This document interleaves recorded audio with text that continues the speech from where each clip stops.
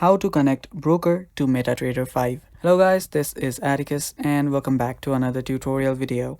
In today's video, I'll teach you guys how you can connect to a broker to MetaTrader 5. Now without any further ado, let's dive right into it. First of all, open up your MetaTrader 5. After you open it up, this is what it should look like. Now what you need to do is go to the settings on the bottom right. After you're on your settings section, you will see a lot of options here. Now what you need to do is tap on your account on the top. Tap on it. After you tap on it, simply tap on the plus on the top right. After you tap on the plus on the top right, what you need to do is simply search for your broker account.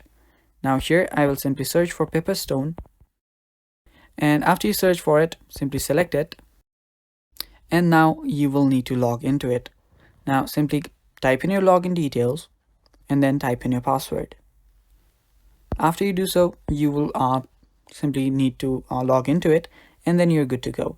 If you have forgotten your password, simply tap on forgot password, and if you know your password, simply log in and tap on sign in.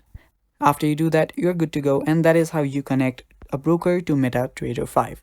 Thanks for watching guys, stay tuned for more, and bye bye, take care.